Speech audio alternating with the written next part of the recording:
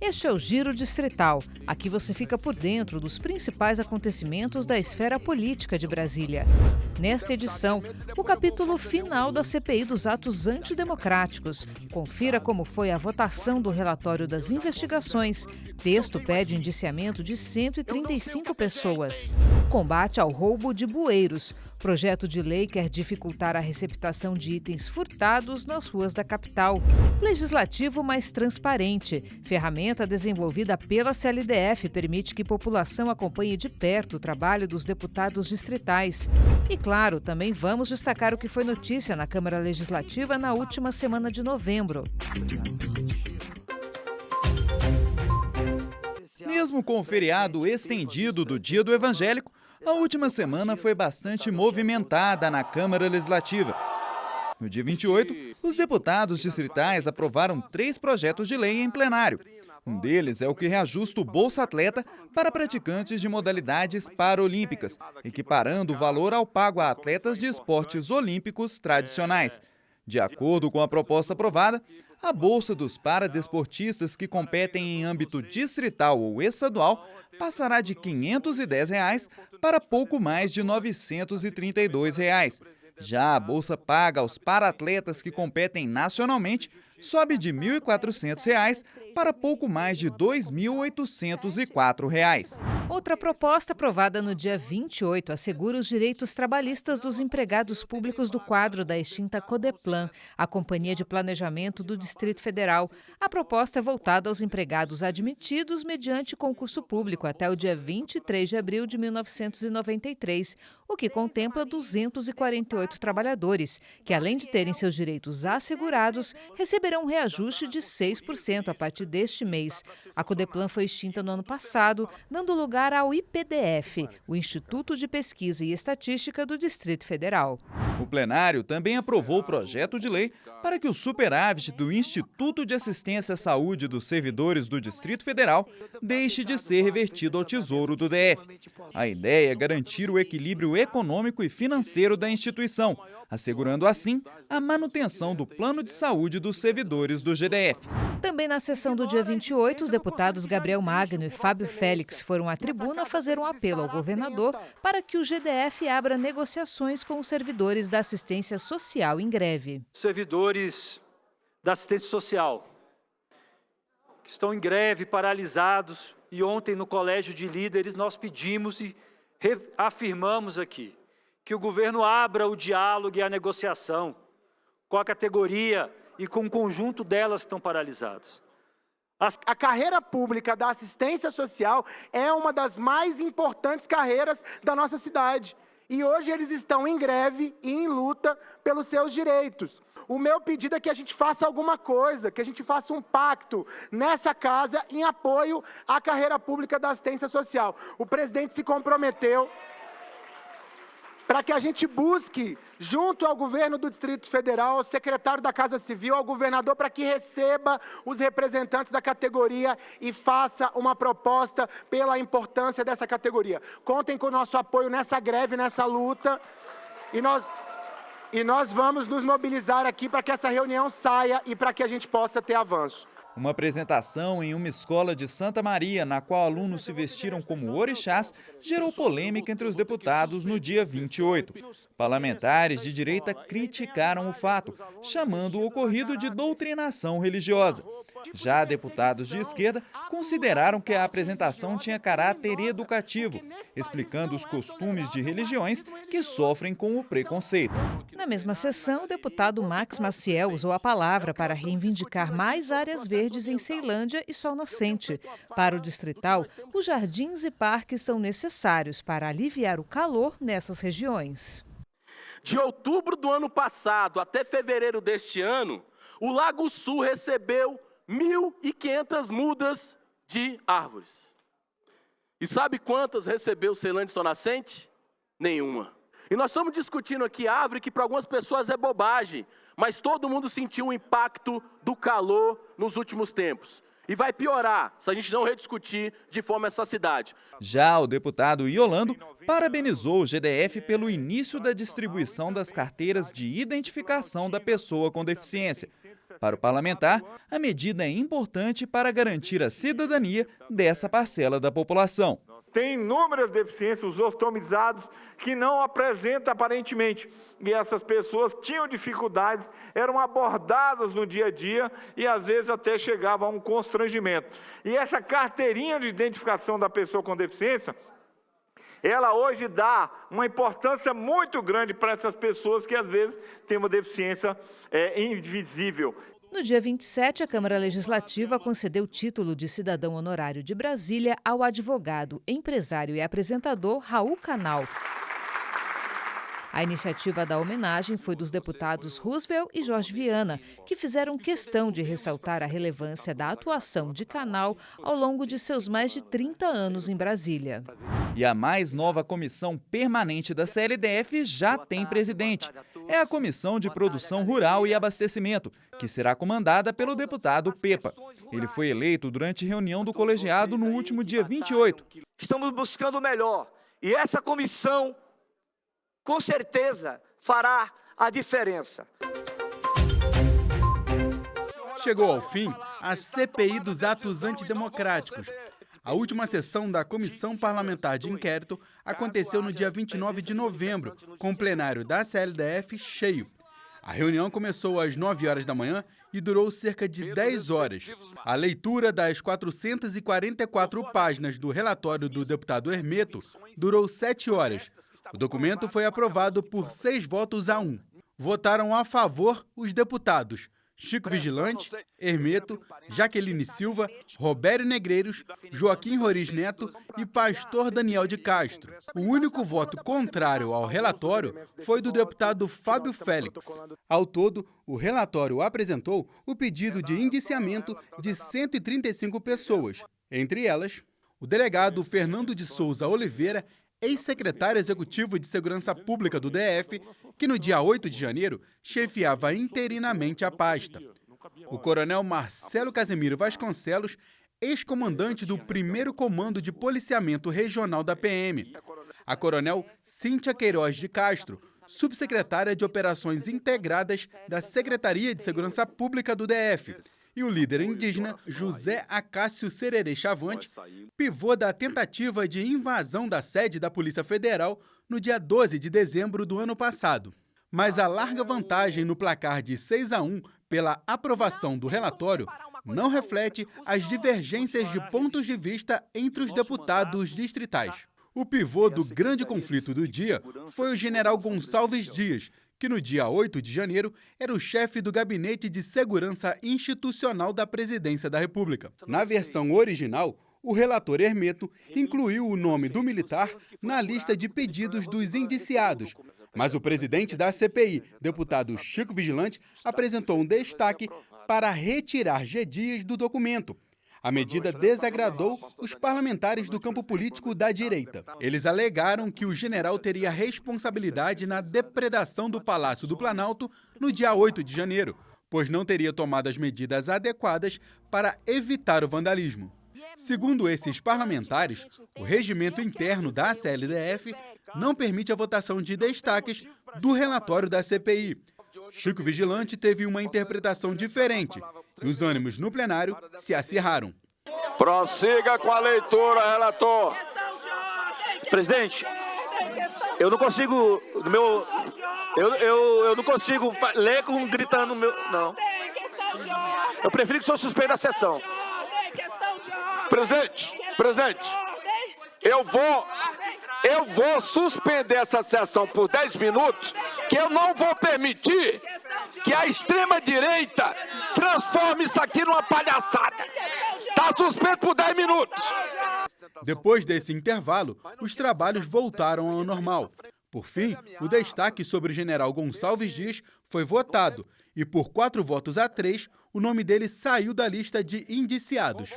Lamentavelmente, algumas peças aqui saíram fora na última hora. O script ele foi mudado na sua última página, onde deputados votaram pela retirada do general G. Dias, né? E eu lamento mais ainda, porque deixamos de fora o ministro Flávio Dino.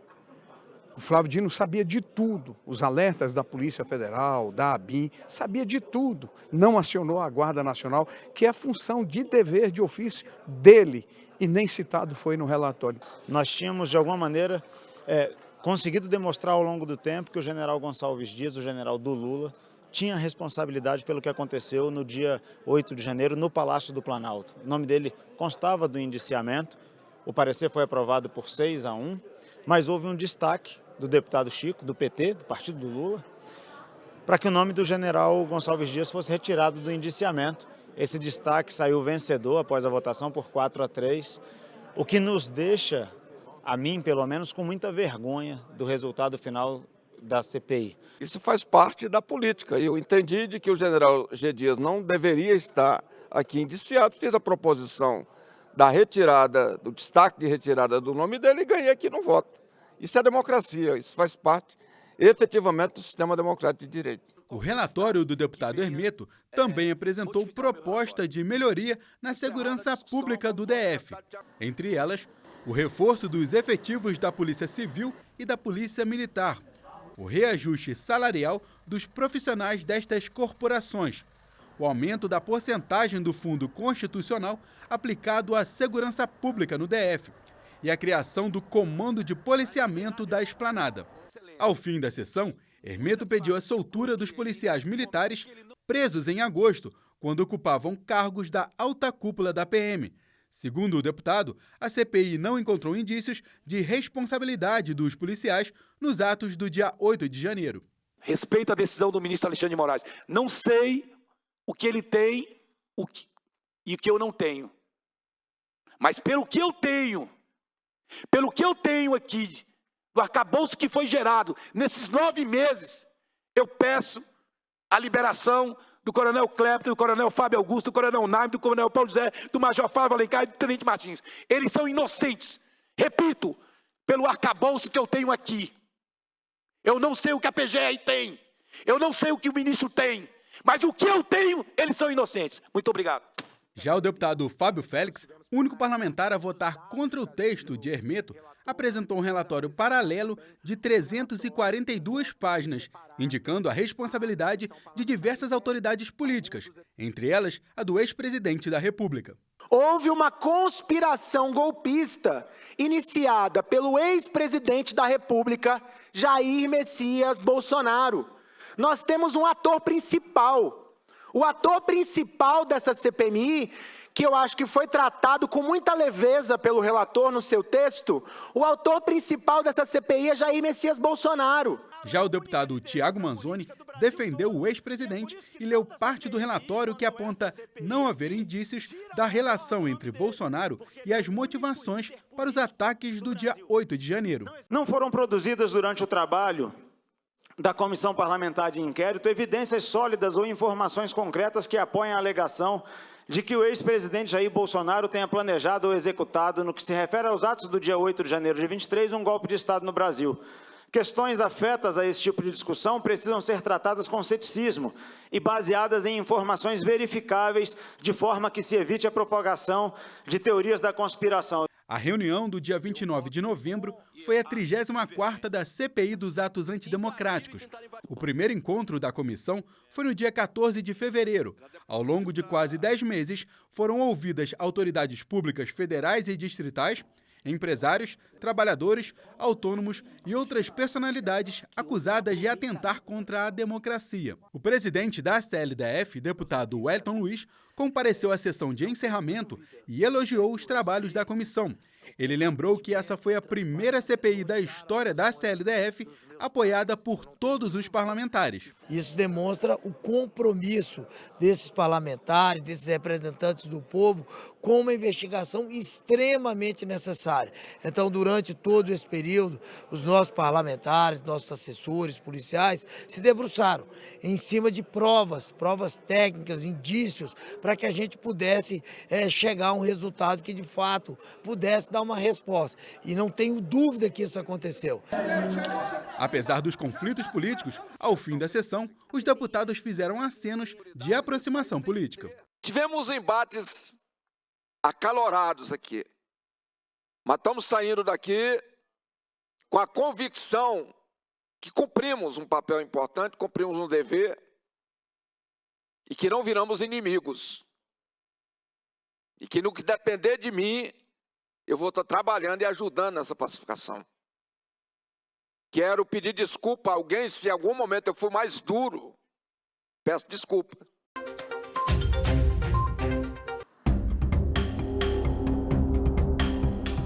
R$400 mil. Esse é o valor aproximado do prejuízo que o governo do Distrito Federal teve em um ano, com o roubo de grelhas, tampas e grades de bueiros.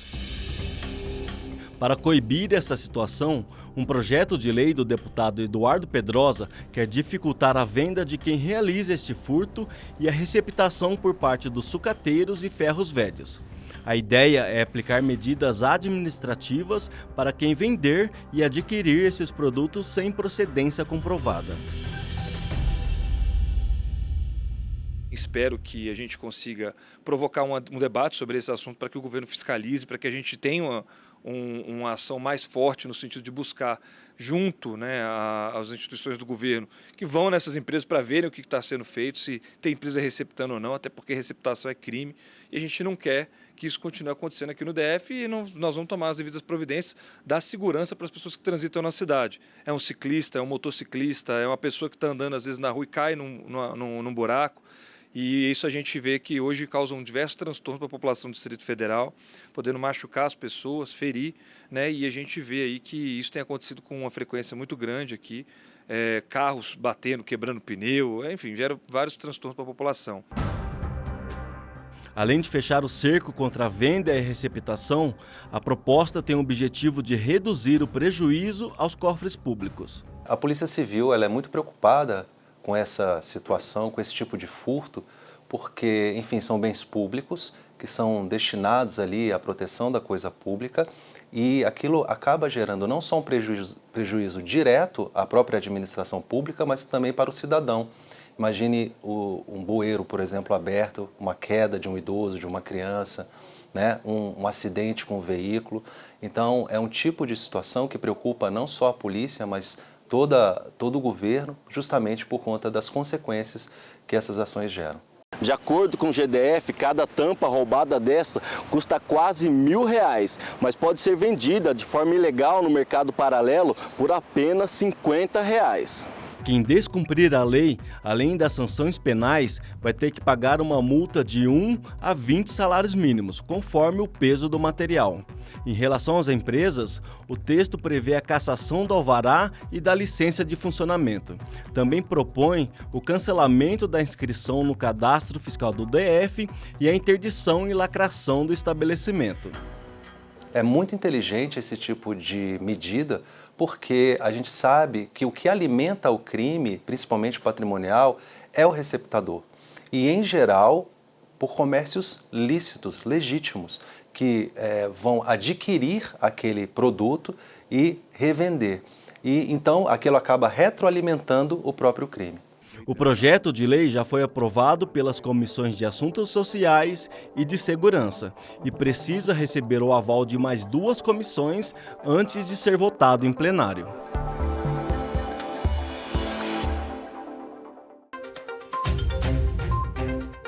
Até o fim de novembro deste ano, os deputados distritais votaram e aprovaram mais de 170 proposições legislativas, entre leis, decretos e portarias. São normas que atuam em diversas áreas e trazem avanços na busca de uma sociedade mais justa e democrática. A população acompanha esse trabalho de diferentes maneiras. Pela televisão ou redes sociais. Eu acompanho mais pela mídia, né? A vida corrida da gente é muito difícil ficar acompanhando o dia a dia deles, né? Mas sempre tem a internet ali divulgando tudo, né? Então, quando acontece alguma coisa, a gente acaba sabendo. Sim, geralmente eu verifico quem fez, quem aprovou, qual a repercussão que deu nas redes sociais, o que se apareceu ou não no jornal. Acompanhar de perto todo o trabalho da Câmara Legislativa pode até parecer complicado, mas existe uma ferramenta que facilita essa busca. É o Sistema Legis, uma plataforma de busca especializada em leis do Distrito Federal, criada aqui na CLDF. Para acessar a ferramenta, basta clicar na página inicial da CLDF, www.cl.df.gov.br, e ir na aba Leis. Lá é possível encontrar textos de legislações importantes, como a Lei Orgânica do DF e o Regimento da CLDF. Na aba Busca Avançada de Leis Distritais, o usuário pode fazer uma pesquisa detalhada de toda a legislação em vigor atualmente no Distrito Federal. O Sistema Legis é o sistema de consulta às leis produzidas pela Câmara Legislativa. Nesse sistema você tem acesso, você pode fazer uma busca por palavras, você pode fazer uma busca por ano, você pode fazer uma busca por tipologia, resolução, decreto legislativo, da produção legislativa. O sistema foi criado em 2007 e desde então passou por vários aperfeiçoamentos. Na CLDF, quem faz a gestão da plataforma é o Núcleo de Informática da Legislação. Uma das vantagens dessa ferramenta de busca é o histórico de todas as alterações que ela já teve desde a sua criação. O Legis tem uma coisa muito interessante que é um espelho da lei. Quando você entra nesse espelho da lei, você clica naquela lei, você tem acesso a todas as informações relativas a elas. Você tem a ementa, você tem inclusive o projeto que criou essa lei, né? Você tem todas as emendas posteriores com links que você clica e acessa, tá? Então é um espelho muito completo, você tem um acesso imediato a todo o histórico dessa lei. Além de todo o histórico legislativo, o Legis também disponibiliza informações atualizadas sobre leis declaradas inconstitucionais pelo Tribunal de Justiça, STJ ou até mesmo STF. De acordo com a Lex, esse acompanhamento permite constatar que o índice de leis declaradas inconstitucionais no Distrito Federal é pequeno. Em 2022, foram 1.406 tipos de leis aprovadas, entre leis ordinárias, complementares, decretos e portarias. Neste mesmo ano, apenas 20 normas foram declaradas inconstitucionais, menos de 2%. É muito comum a gente ouvir da população, por exemplo, se eu chego e falo, eu sou servidor da Câmara Legislativa, que a Câmara ela produz muitas leis inconstitucionais e tal. E isso é uma inverdade, é uma espécie assim de fake news, que foi uma divulgação, foi uma conversa que foi aumentando, mas ela não se sustenta quando a gente observa. No ano de 2023, a Câmara Legislativa conquistou o primeiro lugar no Índice de Transparência e Governança Pública da ONG Transparência Internacional, ranking que avalia todas as assembleias legislativas do país. Ferramentas como o Sistema Legis são fundamentais para esse sucesso, pois facilitam o acesso à informação e possibilitam uma postura mais vigilante da sociedade em relação às atividades do parlamento. Eu sinto que a população ela precisa de ter mais acesso, porque muitas vezes a população como um todo, todos nós, né, inclusive assim, o judiciário, o executivo, eles não se lembram que existe um sistema de busca aqui no portal da Câmara. E aí a gente vai e vê buscas no Google, por exemplo, né? Quando você pode simplesmente vir aqui. Então, é muito importante a gente lembrar a população, aos usuários, que existe esse portal e que ele é de fácil acesso. E não se esqueça, para outras informações sobre os trabalhos da Câmara Legislativa, acesse o portal de notícias da Casa.